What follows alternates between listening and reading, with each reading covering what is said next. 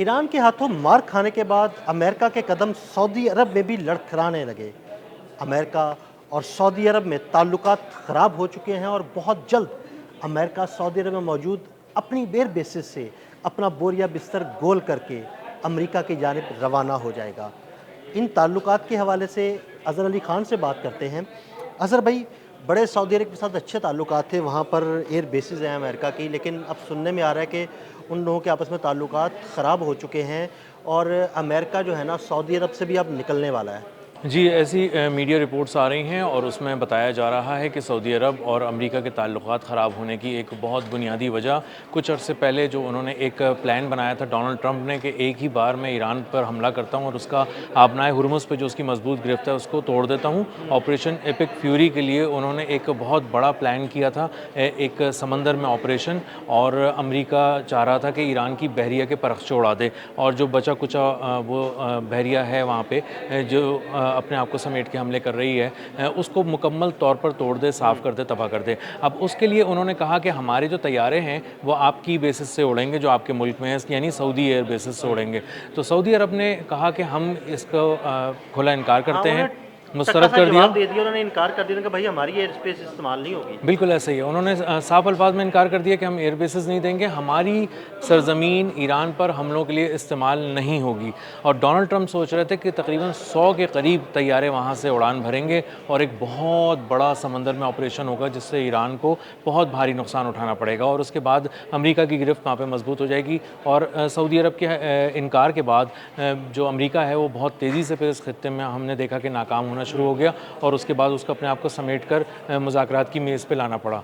और सबसे अहम उसमें यह है कि ताल्लुकात में जो दरार है वो सबसे अहम तब उसमें रिकॉर्ड की गई जब मार्को रूबियो जो हैं उनके वज़ीर ख़ारजा अमेरिका के, वो पिछले हफ़्ते आए और मिडल ईस्ट का उन्होंने दौरा किया। उन्होंने। जी, कुछ अरब रियासतों में गए, उनसे बात की, लेकिन वो सऊदी अरब नहीं आए और ये एक बहुत ज़्यादा शर्मिंदगी है, एक बहुत ज़्यादा नेगेटिव एक तरह का आप कह लें पैगाम है अमेरिका की जानिब से सऊदी अरब को कि हम आपके इलाके में तो आएंगे लेकिन आपसे मुलाकात नहीं करेंगे और हम इसको इतनी अहमियत नहीं दे रहे। और ईरान से जंग के तनाजुर में होने वाली अहम तरीन मार्को रूबियो की जो मुलाकातें थीं इसमें सऊदी अरब को एक बहुत ही अहमियत, एक ख़ास अहमियत हासिल थी। कलीदी किरदार है सऊदी अरब का पूरे ख़ित्ते में और अगर आप उसको इग्नोर करके जा रहे हैं तो इसका मतलब है कि आप बहुत ही वाज़े तौर पे एक बड़ा पैगाम दे रहे हैं। तो सऊदी अरब ने इसको बहुत शिद्दत से महसूस किया है, अमेरिका ने भी इसको महसूस किया है और अमेरिका अब ये समझता है कि उसके ईरान के जो उसके सऊदी अरब के साथ फासले हैं वो इतने बढ़ चुके हैं कि उसकी जो फ़ौजी मौजूदगी है सऊदी अरब में वो यहाँ पे ख़त्म कर दी जाए और आहिस्ता आहिस्ता यहाँ से उठाकर कहीं और जाया जाए। तो उसके लिए जो अमेरिका की इंतज़ामिया है, डोनाल्ड ट्रंप की जो एडमिनिस्ट्रेशन है वो इस पर बहुत ही गौर कर रही है, बहुत ही बारीक बीनी से कि किस तरह हम यहाँ से जा सकते हैं। तो अब यहाँ से अमेरिकी फ़ौजियों का इनखला हम अरब ज़मीन से होता देखेंगे और हम ये देखेंगे कि अरब ज़मीन भी जो है ना अमेरिकी फ़ौजियों से पाक होने वाली है। जी, मुक़द्दस तरीन जो सरज़मीन है अरब की वो अब अमेरिका से पाक होने वाली है, उसके फ़ौजियों के कदम यहाँ से उखड़ चुके हैं, यहाँ से जाने वाले हैं और हम इसको अब साफ़ होता हुआ देखेंगे। और अमेरिका जो समझता था कि कुछ जगहें उसके लिए बहुत ही अहम हैं और वो यहाँ पर मजबूती से टिका हुआ है, बैठ सकता है और काफ़ी अरसे के लिए है, वो तमाम जो इलाके थे, ज़मीनें थीं, वो उसके लिए इतनी गर्म हो चुकी हैं कि वो थोड़ी अरसे के लिए भी अगर टिकना चाह रहा है, यानी इनखला का जो ये पीरियड होगा ये भी उसके लिए आसान नहीं होगा। इसको यहाँ से वो जा चुका है, ज़हनी तौर पे अमेरिका इस खित्ते से जा चुका है और फिज़िकली बस वो कुछ अरसे के अंदर इनखला होना बाकी है। तो मुझे ये बताइएगा कि क्या फिर ये हम ईरान की एक बहुत बड़ी फ़तह ना समझें कि इलाके में या खित्ते में मौजूद एक सबसे बड़ा मुल्क जो है सऊदी अरब, वहाँ पर उसकी एयर बेसिस थी वो अब खाली होने जा रही हैं, तो इसका मतलब है कि अमेरिका तो इस खित्ते से आहिस्ता आहिस्ता बस निकल जाएगा फिर? ये दो बहुत अहम बातें हैं। पहली अहम बात ये कि ये ईरान की बहुत बड़ी कामयाबी है, दो बहुत बड़ी कामयाबियाँ हैं। पहली ये कि उसने खित्ते से अमेरिका के कदम उखाड़ दिए, उसका सफाया कर दिया ना, सफाया कर दिया, उसकी कोई बेस नहीं बची। वो बहरीन में, कतर में, मुत्तहदा अरब अमारात में कहीं पे चैन और सुकून से नहीं बैठ सकता। उस पर इतने हमले किए कि वो पागल हो गया और उसको समझ नहीं आ रहा था कि मैं क्या करूँ। पहली कामयाबी तो ये। दूसरी ईरान और सऊदी अरब के जो ताल्लुक़ात हैं उनमें एक गैर मामूली किस्म की क़ुर्बत अब देखी जा रही है, बेहतरी देखी जा रही है।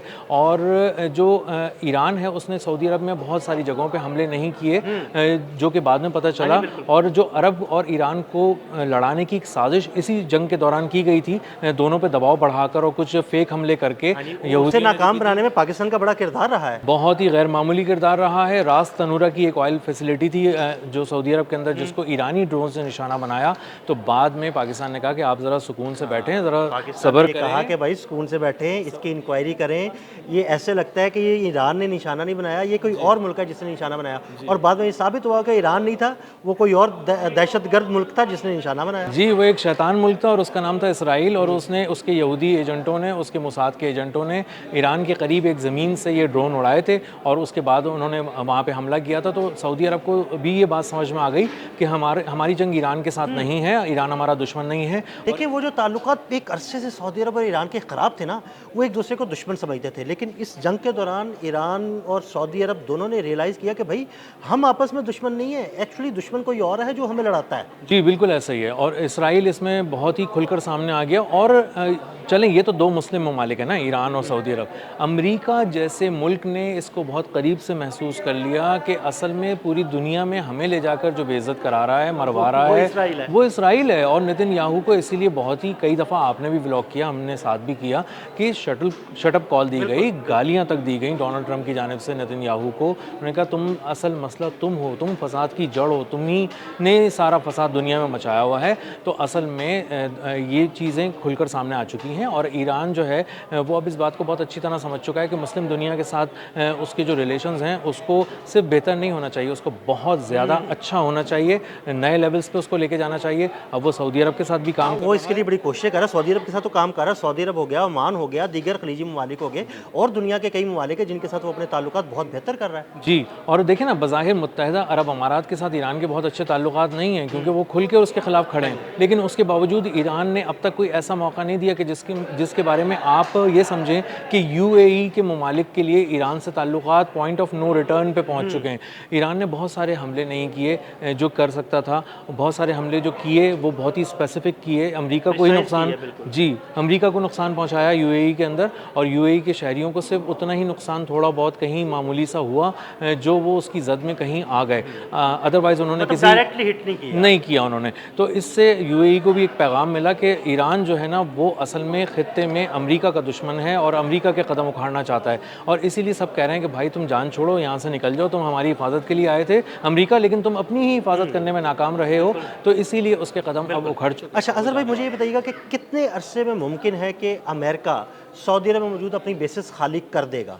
असल में आदिल भाई इन सारी चीज़ों पे काम हो रहा है और अमेरिका जो है ना इसको एवेल्यूएट कर रहा है। मसला ये नहीं है कि वो कब खाली करेगा, मसला ये है कि वो कब यहाँ से जाएगा तो कहाँ जाएगा।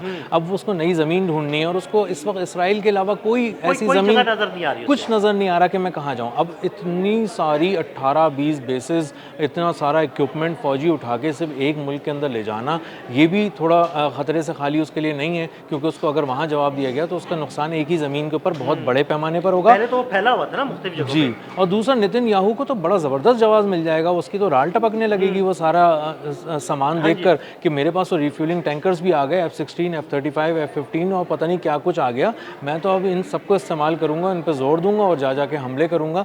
तो इन सारी चीज़ों को भी सेंटकॉम, पेंटागन कैलकुलेट कर रही है। और कदम उखड़ने का मतलब ये कि अदील भाई वो ज़हनी तौर पर जा चुके हैं, वो अब यहाँ बस नहीं सकते, ये ज़मीन उनको कबूल ही नहीं कर रही। इस ज़मीन ने उनको, इस पाक ज़मीन ने, अरब ज़मीन ने अमेरिका को उगल दिया है और वो अब नहीं वहाँ पे अपने कदम जमा पा रहा। और आने वाले दिनों में आप देखेंगे कितनी तेज़ी से अमेरिका यहाँ से अपनी चीज़ें समेट के निकलेगा और ये ईरान की बहुत बड़ी कामयाबी है। लोग हंसते थे उसके इस दावे पे कि आप मशरिक़ वस्ती से अमेरिका के कदम उखाड़ने चले, इतने आप बड़े हो गए। देखिए ना, उसने उखाड़ दिए सिर्फ 4 माह के अंदर, उखाड़ दिए। और अमेरिका को समझ में आ गया कि वो 3-4 ममालिक के साथ भी अगर आकर हमला करता है ईरान पे तो ईरान 4 मुल्कों से निमट सकता है। सुपर पावर तो कोई चीज़ ही नहीं, और उसका ताज अमेरिका से के सर पे जो सजा हुआ था सुपर पावर का, वो ईरान ने छीन लिया। बहुत शुक्रिया अजहर भाई जी। बिल्कुल पाक सरजमीन अब अमरीकियों के कदमों से भी पाक होने वाली है।